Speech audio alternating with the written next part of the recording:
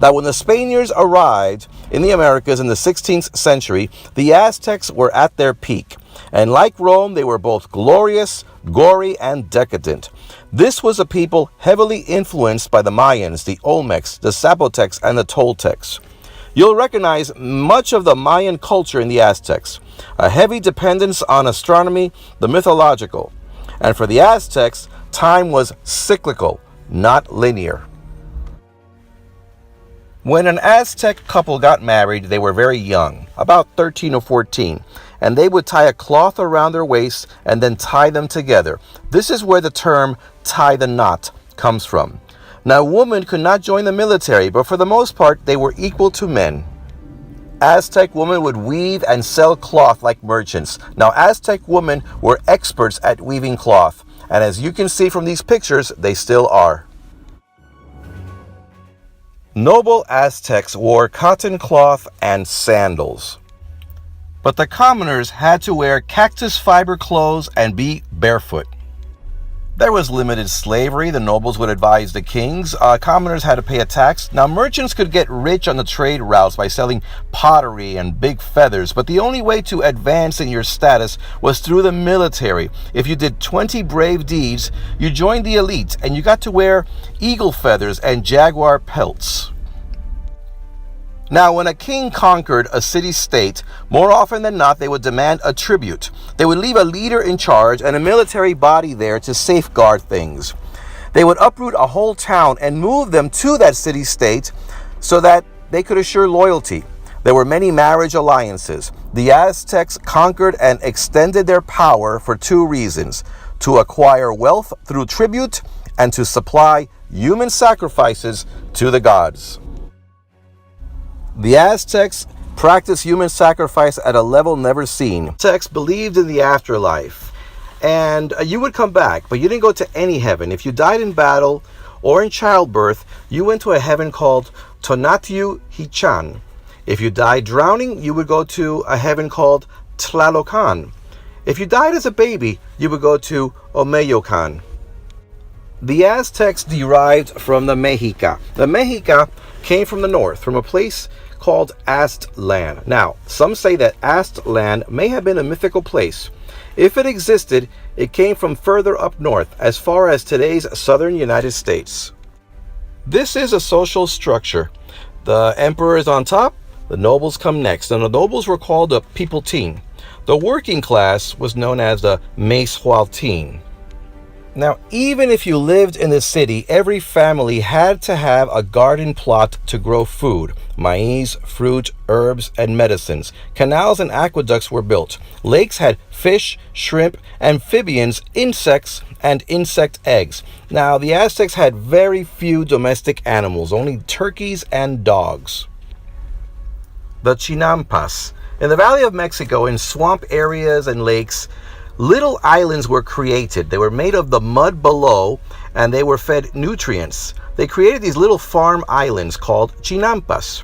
You go into the shallow water, take the bottom mud with plant matter and vegetation, and mix. 2.5 acres of this little island would feed 20 people. 22,000 acres could feed up to 180,000 Aztecs. You plant, and then you go from chinampa to chinampa via canoe. There were huge trade markets. In Tlatelolco, 60,000 people would visit that trade market every day. You could use cacao beans as currency for small purchases. You could trade a rabbit for 30 beans or a turkey egg for 3 beans. If you wanted to make a large purchase, you used cloth. At the Great Pyramid of Tenochtitlan, there were 2 altars on top, one for the god Huitzilopochtli and one for Tlaloc. There were 2 calendars. One was solar, 365 days. The other one was a ritual calendar of 260 days. Both stones interlocked and turned. And every 52 years or so, they would get together and line up on year 1.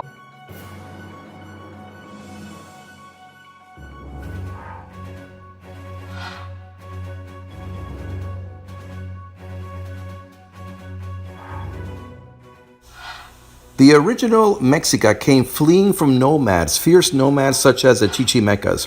They settled by Lake Texcoco in the late 1200s. Legend has it that they settled on the island in the middle of Lake Texcoco because they saw an eagle perched on a cactus with a serpent in its claws. They took this as an omen. And you can see the same image on the Mexican flag today. The center of the rising Aztec Empire is this, Tenochtitlan, a city in the middle of a lake of what is today Mexico City, home for 20 million people. And if you're wondering, well, Mexico City's not in the middle of a lake, that's because the Spaniards drained the lake, and now Mexico City has water issues. The king of a city-state was known as the Tlatoani, and the first Tlatoani of Tenochtitlan, its founder, was Acamapichtli. He reigned for 20 years, had many marriage alliances, and he improved the agriculture. His son, Huitzilhuitli, became the second Tlatoani at 16. He founded the royal council, and his son, Chimalpopoca, became king in 1417, separating the ecclesiastical and government offices. Chimalpopoca reached out to the city-state of Azcapotzalco and made an alliance with its Tlatoani, Tezozomoc. Now, Tezozomoc, as luck would have it, was also his grandfather. This is because of all these marriage alliances. You can see on these maps how Azcapotzalco is so close to Tenochtitlan. As luck would have it, however, Grandpa Tezozomoc died, and his son became the new Tlatoani, Tayatzin. Are you following all this?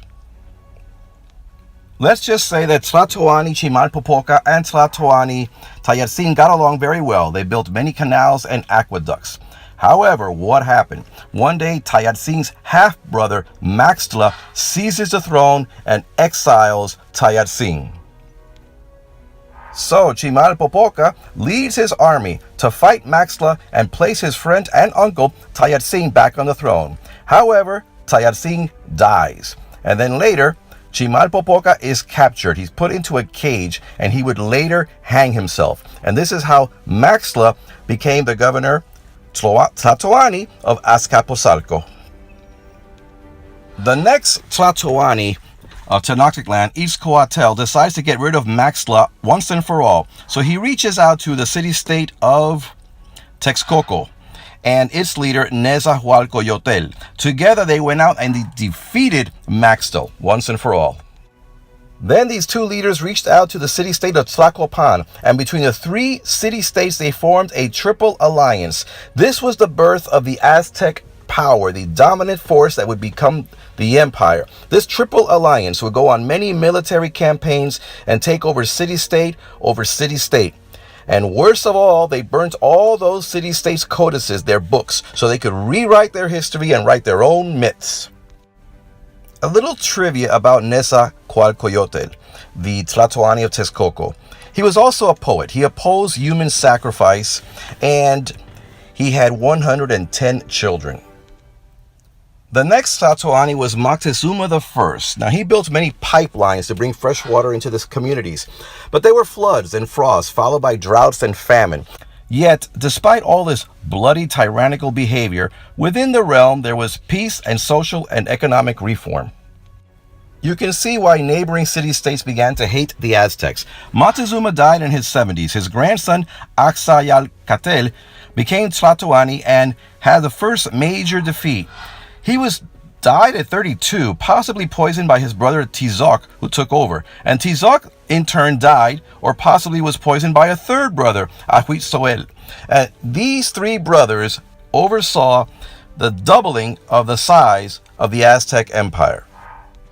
In 1502 came Moctezuma II, the next Tlatoani. Now, he was a strong military leader, but that same year is the year that Columbus discovered Mayans in Central America. Now, the Mayans by that point were probably Aztec vassals paying tribute to the Aztecs.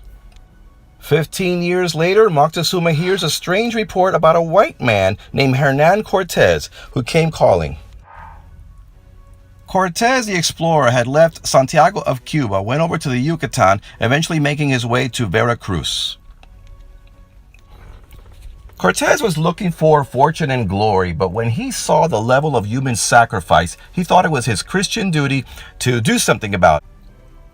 Cortez would take over by either allying himself with these Aztec enemies, or he would do it by any means necessary. And here I have to talk about his interpreter, a native woman named, they called her the Malinche. Now, the Malinche was his interpreter. She spoke Mayan and Nahuatl. November 1519, Cortez, a Spanish explorer, and his small army of 500 men, backed up by thousands of natives, met with Moctezuma. They exchanged gifts and went into the city of Tenochtitlan. Now, Moctezuma was probably getting a feel for his enemy. He gave them gifts of gold, trying to impress them. But this actually fed to their greed, and he probably should have known better. Now, Cortez and Pedro de Alvarado had already conquered other city-states, the Mayans. In the royal palace, Cortez would not allow Moctezuma to leave. He was a prisoner in his own palace, and tensions grew. May 22nd, 1520, in the great temple, the Aztecs were celebrating a feast when Pedro de Alvarado suddenly leaped on them and massacred men, women, and children. So Cortez asked Moctezuma to step out onto the balcony and try to calm his people down, tell them to cool it. Well, he does so, but the angry mob throws stones at him, hitting him in the leg, arm, and the head. He would go inside, or they would carry him inside, and perhaps from these wounds, he died shortly afterwards. With Moctezuma dead, Cortez decides to escape Tenochtitlan in the cover of night. So he and his troops try to sneak out, but they were ambushed. Many fall into the surrounding lake and with their heavy armor drowned. Carriages full of gold, the legendary Cortez gold, sank to the bottom of Lake Texcoco and has never been found since. The Spaniards refer to this as La Noche Triste, the sad night. Yet Cortez and most of his army did get away. They regrouped and reinforced themselves. The Spaniards came back and took over Tenochtitlan. Now keep in mind that the Spaniards, unknown to them, also brought a weapon of disease with them, smallpox, which was already devastating the city-states in the north. It would kill 15 million people in 5 years, 90% of the Aztec population in that region. And Tenochtitlan was already feeling its effect. They had decided on choosing a new leader, Cuitlahuac, but he died of smallpox within 60 days. So they chose another leader, Cuauhtemoc, who was captured by the Spaniards in 1521, became their puppet king. He would become the last Aztec emperor, the last Tlatoani. So a new dawn came up upon this Aztec empire, who was no more. The pyramids are now tourist attractions, and the Spaniards had the natives build Catholic churches all across of what is today Mexico. Of course, the Catholicism of this people is mixed in with what we call pagan influences and folklore. And this is New Spain. Look how huge it is. Later on, well, they would gain their independence, the natives of that area, and they would call this Mexico. And look at how large Mexico was at the time, encompassing a good portion of the United States. And well, this is the Mexico that we know today. Of course, the Americans have taken over a huge portion of what was before Mexican land. Future Mexican President Benito Juarez had indigenous roots, as did revolutionaries such as Pancho Villa and Emiliano Zapata. Mexicans continue to celebrate their independence every year. There's over 120 million people living in Mexico today, and they are the 7th largest independent countries.